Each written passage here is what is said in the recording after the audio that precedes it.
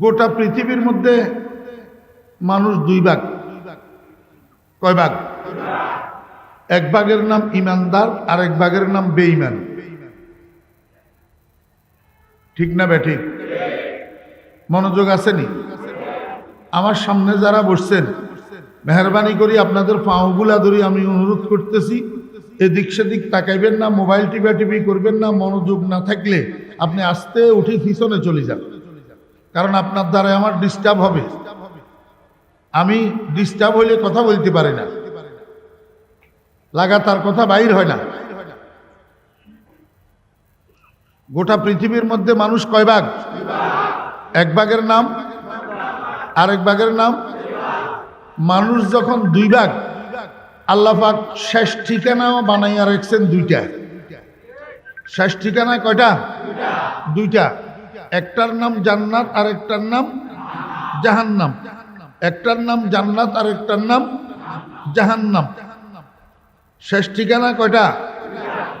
একমাত্র পৃথিবীতে নাস্তিক ছাড়া আর কেউ এটাকে অস্বীকার করে না। নাস্তিক বলতে আপনারা কি বুঝেন? যারা দেয়ার ইজ নো গড ওয়ালা, দেয়ার ইজ নো গড ওয়ালা, স্রষ্টা বলতে কিছু নাই, এদের বিশ্বাস। যারা স্রষ্টার অস্তিত্ব মানে না, এরাই কবরের আযাব, কবরের শান্তি মানে না। যারা স্রষ্টা মানে না, এরাই হাসরের মাঠ মানে না। যারা স্রষ্টা মানে না, এরাই মিজান, ফুলসেরাত, হাউজে কাউসার মানে না। যারা স্রষ্টা মানে না, এরাই জান্নাত জাহান্নাম মানে না। এদের বিশ্বাস হইল মানুষ মরে গেলে পচে যায়, বেঁচে থাকলে দামি হয়। এইটার উপরে তারা একটা গানও বানাইছে। কি বানাইছে? গান। মানুষ মরে গেলে পচে যায়, বেঁচে থাকলে দামি হয়। আসলে কি মানুষ মরে গেলে পচে যায়? জি? বেঁচে থাকলে দামি হয়? আরে বেকুব, বাঁচতে পারলেই তো দামি হতো। তোর পূর্বপুরুষ 14 গোষ্ঠী এই পর্যন্ত কেউ বেঁচে আছে? আছে কেউ? তো তুই কেমনে বেঁচে থাকবি?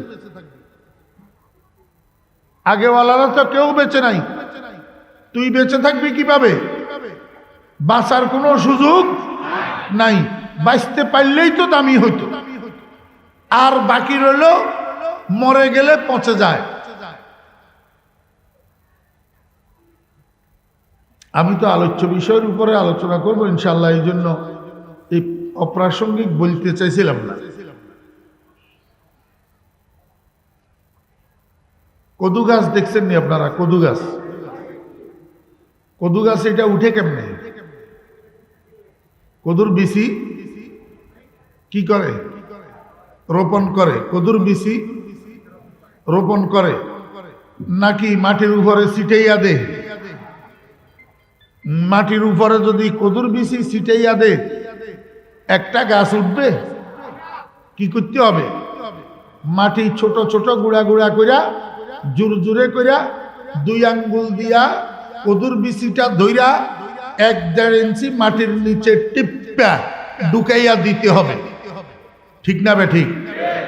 এরপরে ওই যে আঙ্গুলের চাপে একটা গর্ত হইছে, আবার এদিক সেদিক থেকে মাটি আইনা এটা কি করলো? আপনারা তো এটাকে বলেন রোপণ, আসলে রোপণ না, দাফন। উমা কথা কয় না। রোপণ না দাফন? দাফন। কদুর বিচির ভিতরে যে ক্রিয়া আছে সেটা বিকশিত হয় দাফন করার পরে, না মাটির উপরে ছিটাইয়া দিলে? দাফন করার পরে। আচ্ছা, দাফন করলে কদুর বিচি ফসে যায় না মাটির নিচে? ফসে। কি ফসে? উপরের খোসাটা ফসে, ভিতরে যে শ্বাস থাকে এটা ফসে না। এটা পচে না। এইটা বরং 2-4 দিন মাটির নিচে আত্মগোপনে থাকলে চতুর্দিকের মাটির থেকে শক্তি সঞ্চালন করে, শক্তি সঞ্চালন করে, শক্তি সংগ্রহ করি, এবার মাটি ঠেলি উপরের দিকে উঠে। ঠিক না বে ঠিক? প্রথম যখন উপরের দিকে উঠে তখন 2টা পাতা থাকে, এইবার আস্তে আস্তে বাড়ে, বাড়তে বাড়তে বাড়তে বাড়তে একটা ঘরের ছাদ লতায় আর পাতায় কমপ্লিট ভর্তি হয়ে যায়। সেখান থেকে 2, 4, 10, 20, 50, 100, 200টা পর্যন্ত কদু ধরে। কি ধরে? লাউ টাউ কইয়েন না, লাউ এগুলো আমাদের বাসা না, কদু কদু। কি ধরে? কদু ধরে। এই 100-200টা কদু লুপ্ত থাকে কিসের ভিতর? ওই একটা বিচির শ্বাসের ভিতর। এই শ্বাসের থেকে এটা বিকশিত হয়। যখন তাকে দফন করা হয় তাহলে বোঝা গেল একটা কদুর বিচিকে মাটির নিচে দফন করার দ্বারা কদুর বিচি আসলে পচে না, পচে উপরের খোসাটা, কিন্তু ভিতরের শ্বাস।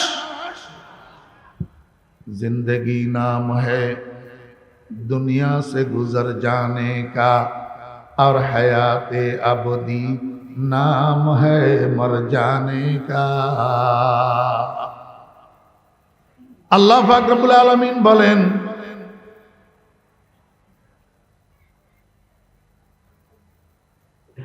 বলেন না, ওয়ামাল হায়াতুদ দুনিয়া ইল্লা লাহু ওয়া লাইব ওয়া ইন্নাদ দারাল আখিরাতা লাহিয়াল হায়াওয়ান। আসল জীবন এই জীবন নয়। আসল জীবন যেদিন আপনাকে আমাকে দুনিয়ার মানুষ মৃত ঘোষণা করে সেদিন থেকে বাস্তব জীবন শুরু হয়। বাস্তব জীবন শুরু হয়। দুনিয়ার মানুষ যখন আপনাকে দাফন করে আপনার উপরের 3.5 হাতের যে খোসা আছে এটা পচে যায়, কিন্তু রুহুটা পচাপচি নাই। এটা ভিতরের শ্বাস, এটা পচে না। আসল জীবন যেদিন থেকে মানুষ দাফন করে সেদিন থেকে শুরু হয়। সেদিন থেকে কি শুরু হয়? কিন্তু এই কথাটা নাস্তিকেরা বিশ্বাস করে না। নাস্তিকেরা বলে মানুষ মরে গেলে পচে যায়। আসলে আমি আপনাদেরকে এই কথাটা বোঝানোর জন্য বলি নাই, বুঝাইতে চেয়েছিলাম আর একটা জিনিস। যত বেঈমান আছে সব বেঈমান নাস্তিক না। খুব মোস্ট ইম্পর্টেন্ট পয়েন্ট। যত বেঈমান আছে সব বেঈমান কিনা? নাস্তিক না। ইহুদিরা নাস্তিক না আস্তিক? জি আস্তিক। সবাই বলেন। এগুলো আপনাদেরকে বুঝতে হবে। ইহুদিরা আস্তিক না নাস্তিক? খ্রিস্টান আস্তিক না নাস্তিক? আস্তিক। হিন্দুরা আস্তিক না নাস্তিক? আস্তিক। আস্তিক। শুধু একমাত্র নাস্তিক ওই সমস্ত মানুষ পৃথিবীতে কিছু আছে যারা দেয়ার ইজ নো গড বলে, স্রষ্টা বলতে কিছু নাই। যাহা কিছু পৃথিবীতে সংগঠিত হইতেছে এগুলা সব প্রাকৃতিক বিবর্তনের ফলাফল, এর পিছনে কোনো কারিগরের হাত নাই। এরা বেহেশত দোজক মানে না। বেহেশত দোজক আমাদের দেশের হিন্দু ভাইয়েরাও বেহেশত দোজক মানে। শুধু বেশ কম এতটুকু যে আমরা যেটাকে বেহেশত বলি উনারা সেটাকে স্বর্গ বলে, আমরা যেটাকে দোজক বলি উনারা সেটাকে নরক বলে। বুঝছেন না বুঝেন না? এই জন্য হিন্দু ভাইদেরকে জ্বালানোর পরে যেই ছাইগুলা হয় ছাইগুলাকে একত্রিত করিয়া এক জায়গায় একটা গর্ত করিয়া উনারা সেটাকে সেখানে দাফন করে। দাফন করি ওই জ্বালানো ব্যক্তির নামে উপরে একটা মন্দির উঠায়।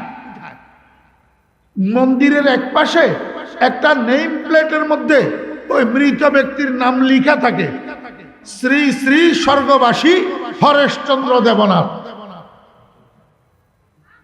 আপনারা পরীক্ষা করে দেখিয়েন, আমি পরীক্ষা করি ভরি বলতেছি।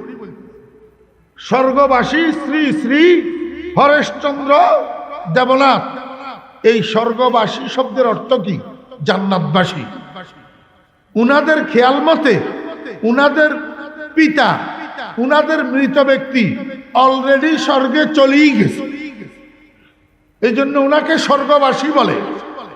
আসলে কি গেছেনি স্বর্গে? যায় নাই। আসলে স্বর্গে যায় নাই, কারণ উনারা যদিও সৃষ্টিকর্তা মানে, সৃষ্টিকর্তার অস্তিত্ব মানে, কিন্তু সৃষ্টিকর্তার উপাসনার সাথে পূজার মধ্যে অন্যান্যদেরকে শামিল করে, শরিক করে, এই জন্য উনাদের বেহেশতে যাওয়া সম্ভব না। বুঝছেন না বুঝেন নাই? নম্বর 1। নম্বর 2, উনারা সৃষ্টিকর্তার অস্তিত্ব মানে, বিশ্বাস করে, কিন্তু মুহাম্মদুর রাসূলুল্লাহ সাল্লাল্লাহু আলাইহি ওয়াসাল্লামকে নবী মানে না। মুহাম্মদুর রাসূলুল্লাহ সাল্লাল্লাহু আলাইহি ওয়াসাল্লামের আদর্শ যে কোনো পূজার ক্ষেত্রে, যে কোনো উপাসনার ক্ষেত্রে অনুসরণ করে না। কোনো মানুষ মুহাম্মদুর রাসূলুল্লাহ সাল্লাল্লাহু আলাইহি ওয়াসাল্লামের অনুসরণ ছাড়া স্বর্গে যাইতে পারে না। আমার ভাইয়েরা, দোস্ত আহবাব,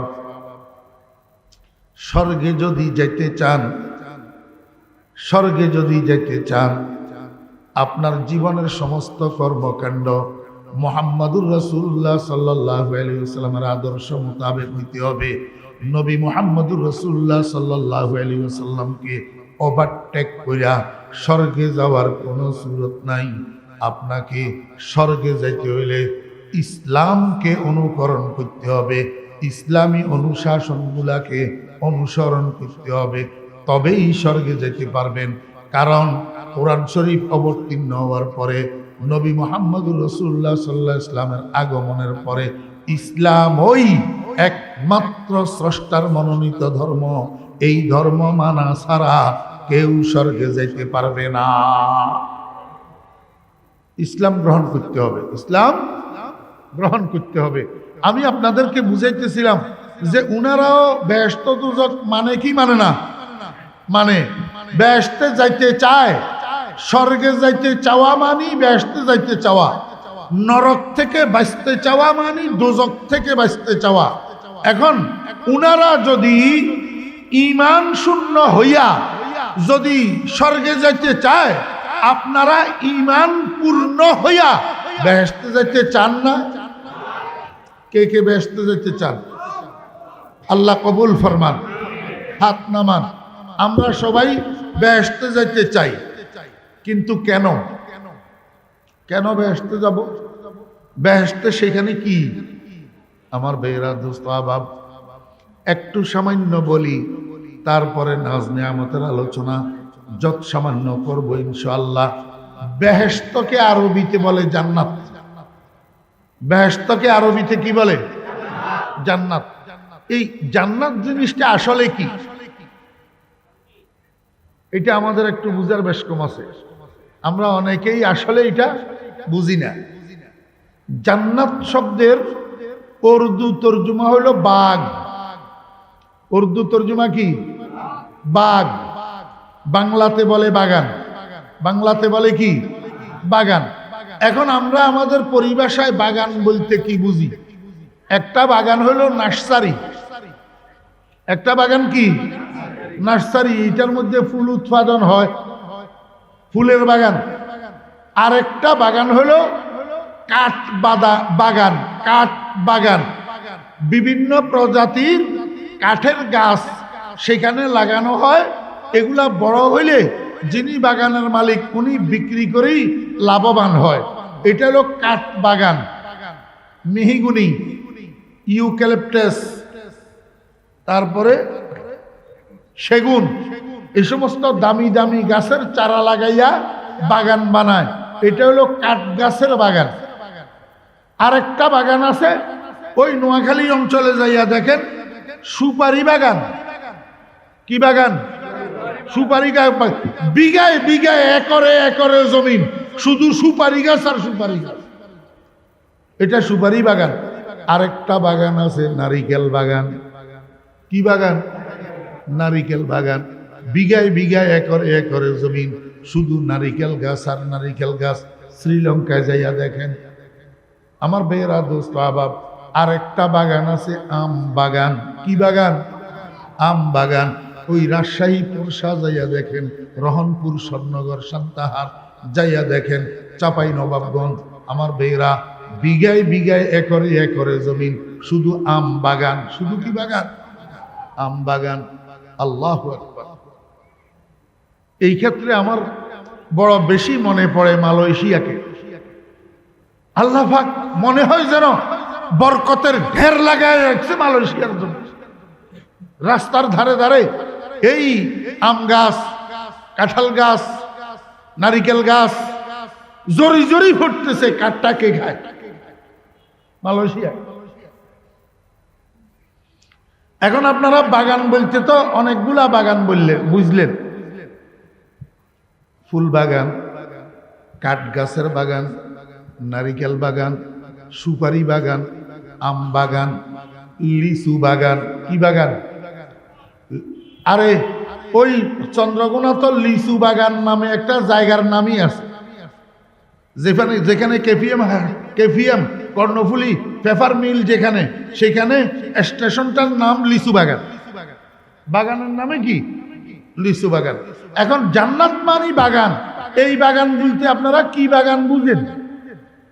কি বাগান?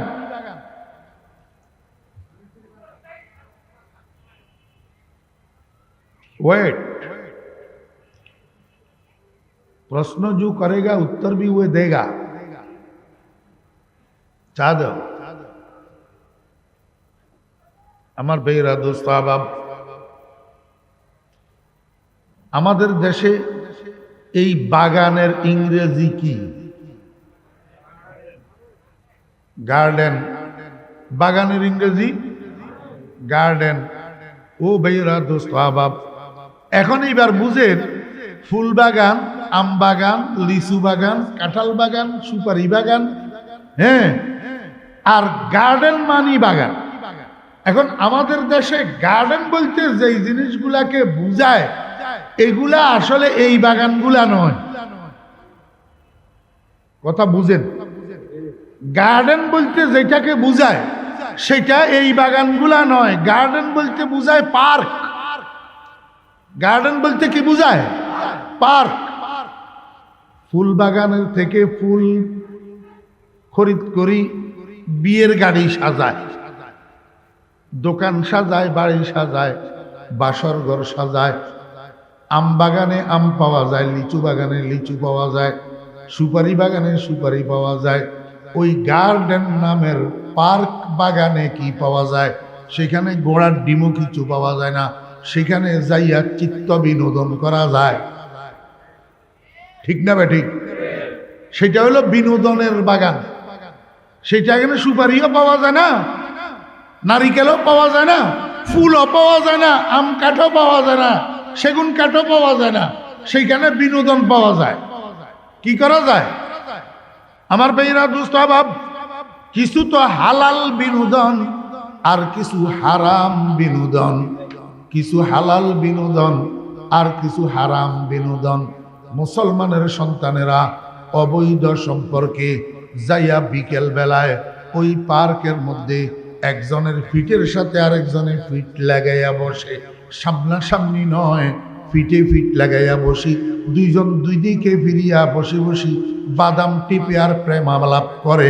এটার নাম পার্কের বিনোদন। উমা পোলা বাইনে অন্ত কয় না, এখন কয় না, কথা সত্য না মিথ্যা? এই বিনোদন মুসলমানের সন্তানের জন্য হারাম না হালাল? হারাম। কোন লাজুক বাপের লাজুক সন্তান এই হারাম বিনোদন উপভোগ করতে পারে না। যদি সে আব্দুল রহমান আব্দুল করিমের ঘর থেকে জন্ম নিয়ে থাকে, যদি ফাতেমা বেগম আমেনা বেগমের দুধ পান করি বড় হইয়া থাকে, পারবে হরেশচন্দ্রের ফোলা হইলে, না হলে সীতারানীর দুধ পান করলে। হারাম তো কি টিপতে পারিবা, প্রেমালাপ করতে পারিবা, কিন্তু প্রহরী যখন টিং টিং টিং টিং টিং টিং টিং টিং করে ঘন্টা বাজাবে, তখন সেখান থেকে তোমাকে বাইর হইয়া আসতে হবে। আর অবস্থান করার সুযোগ ঠিক না বেঠিক? আমার বেরা দোস্ত আবাব, আরবি ভাষার জান্নাত শব্দ এটা কোরআন এবং হাদিসের মধ্যে যেখানে যেখানে ব্যবহার হয়েছে, যদিও পরিভাষার মধ্যে জান্নাত শব্দের অর্থটা ব্যাপক, বিভিন্ন বাগান বোঝানোর জন্য জান্নাত শব্দ পরিভাষার মধ্যে ব্যবহার করা যেতে পারে, কিন্তু কোরআন হাদিসের পরিভাষায় আল্লাহ রসুল জান্নাত বুঝাইছেন এমন একটা পার্ক, এমন একটা গার্ডেন, যেই গার্ডেনের মধ্যে দুনিয়ার চিত্ত বিনোদনের যত সরঞ্জাম আছে, যত উপকরণ আছে, যত মাধ্যম আছে, সেই গার্ডেনের মধ্যে সবকিছু আছে, নাই যে এমন কিছু না। সেই একটা পার্ক। আমার বেইরা দোস্ত বাব, শুধু পার্ক নয়, দুনিয়ার পার্কের মধ্যে তো আপনি আল্লাহু আকবার নাইট হোল্ড করতে পারবেন না, নাইট স্লিপিং করতে পারবেন না, কিন্তু জান্নাত যেই পার্কটা, সেখানে নাইট হোল্ডের জন্য আপনার জন্য রীতিমতো একটা বিলাসবহুল বাড়ি, বিলাসবহুল ভবন আল্লাহ পাক আপনার স্লিপিং এর জন্য, রাত্রি যাপনের জন্য আগের থেকে অ্যাডভান্স তৈরি করে রেখেছেন একটা বিলাসবহুল ভবন। বিলাসবহুল শুধু তৈরি করছেন যে তা নয়, ভবনের সামনে নেম প্লেট লাগানো আছে। কি লাগানো আছে? Name plate. কোন ভাষায়? আরবি ভাষায়। কোন ভাষায়? আরবি ভাষায়। কি লেখা আছে সেখানে? মোহাম্মদ আব্দুল করিম, ফিতা আব্দুর রহমান, গ্রাম নানাকি, পোস্ট অফিস নয়াপুর বাজার, থানা সোনারগাঁও, জেলা বাংলাদেশ, জেলা নারায়ণগঞ্জ, দেশ বাংলাদেশ। আপনার পুরা ডিটেল অ্যাড্রেসটা সেখানে লেখা আছে। কোন ভাষায়? আরবি ভাষায়। ঘটনাক্রমে নানাকি নিবাসী আব্দুর রহমানের ছেলে আব্দুল করিম, উনি কিন্তু একজন অশিক্ষিত মানুষ, রিক্সা চালায়। কি চালায়? রিক্সা চালায়। নেকামলের বদৌলতে যাইয়া পৌঁছাইছে জান্নাতে। কোথায় পৌঁছাইছে? জান্নাতে। আমার বেইরা দোস্ত আবাব, পৌঁছাইছে তো পৌঁছাইছে একেবারে সর্বশেষ, একেবারে। এরপরে আর জান্নাতে প্রবেশকারী কোনো মানুষ নাই। উনিও পৌঁছাইছে যে সরাসরি প্রথমবারের মতো পৌঁছায় নাই, প্রথমে জাহান্নামে গেছে বদামলের কারণে। কিসের কারণে? রোজা ভাঙ্গি রিক্সা চালাইছে যে, রোজা ভাঙ্গি রিক্সা চালাইছে।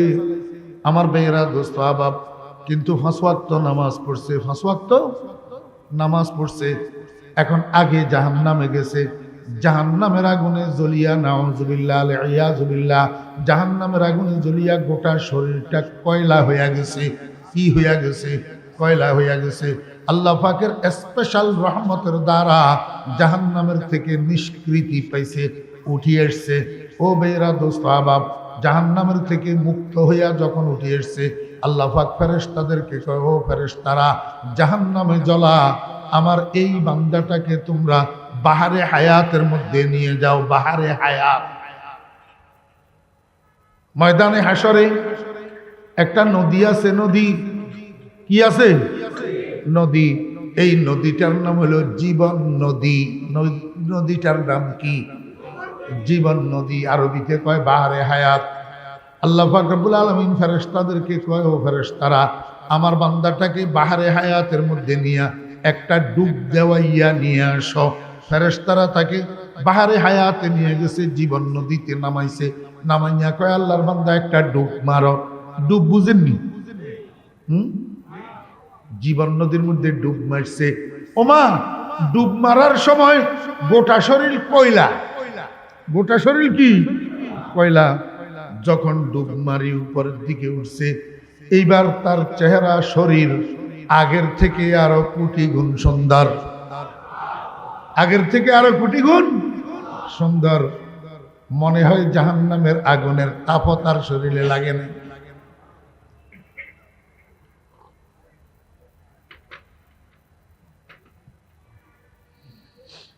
আল্লাহ পাক রব্বুল আলামিনের কাছে এসেছে জীবন নদীর থেকে। আল্লাহু আকবার। পুনর্যৌবন লাভ করিয়া আবার পুনর্রূপ লাবণ্য লাভ করিয়া আল্লাহ পাকের কাছে যখন এসেছি, আল্লাহ পাক রব্বুল আলামিন কয় বান্দা জান্নাতে চলে যাও, জান্নাতে চলে যাও। এখন জান্নাতের গেট পর্যন্ত গেছে, গেট পর্যন্ত যাইয়া ভিতরের দিকে এমনি করে উঁকি মারি তাকায়, এমনি করে উঁকি মারি তাকায়, ভিতরে তো মানুষের কোলাহল। আবার রিটার্ন চলে এসছে, আসি আল্লাহ পাক রব্বুল আলামিন জিজ্ঞেস করে বান্দা ফেরত আসলা কেন? কয় রব্বুল আলামিন জান্নাতের গেট দিয়ে আমি ভিতরের দিকে তাকাইয়া দেখছি সেখানে জায়গা খালি নাই, ঢুকার মতো জায়গা খালি নাই, মানুষের কোলাহল। হাবিবে খুদা জনাবে মুহাম্মদুর রাসূলুল্লাহ সাল্লাল্লাহু আলাইহি ওয়াসাল্লাম বলেন, বান্দার এই কথা শুনি আল্লাহ পাক হাসি দিবেন। আল্লাহ পাক কি করবেন? হাসি দিবেন। আল্লাহ পাক হাসি হাসি বলবেন, আমার বান্দায় কয় কি জায়গা খালি নাই? তুমি ভিতরে ঢুকিয়া দেখো জায়গা খালি আছে না নাই।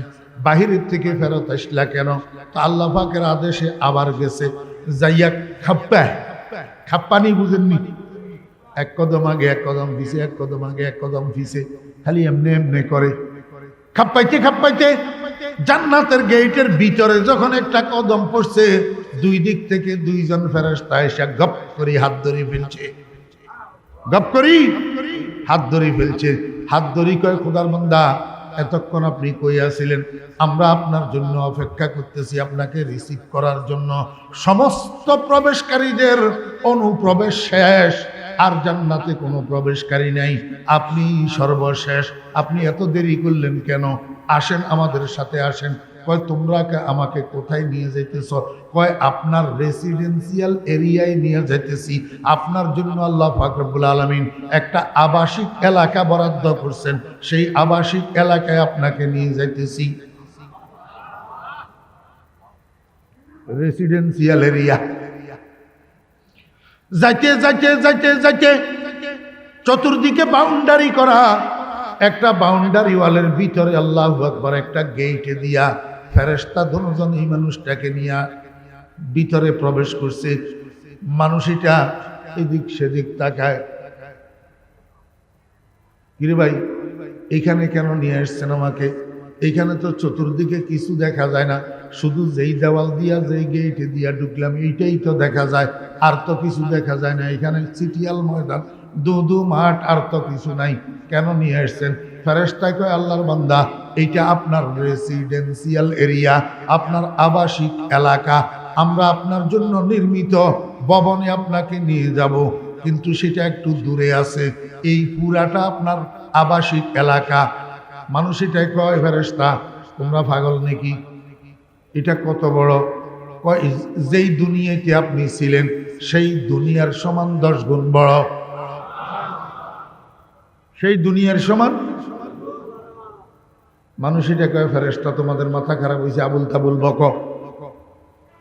দুনিয়ার সমান 10 গুণ বড় আবাসিক এলাকা দিয়ে আমি কি করব?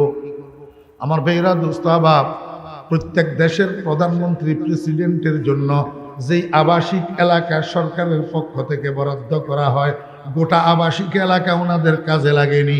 সামান্য একটু জায়গার মধ্যে আল্লাহু আকবার একটা ভবন নির্মিত থাকে, সেখানে প্রধানমন্ত্রী প্রেসিডেন্ট দিন যাপন করেন, রাত্রি যাপন করেন, আর গোটা এলাকাটা ওনার সম্মানার্থে বরাদ্দ করা। ফেরেশতাই কয় খোদার বান্দা আপনি তো আপনার জন্য বিলাসবহুল ভবন যেটা নির্মাণ করা হয়েছে সেখানে অবস্থান করবেন, আর এই 10 দুনিয়া সমান এলাকা আপনাকে আল্লাহ পাক আপনার সম্মানার্থে প্রদান করেছে।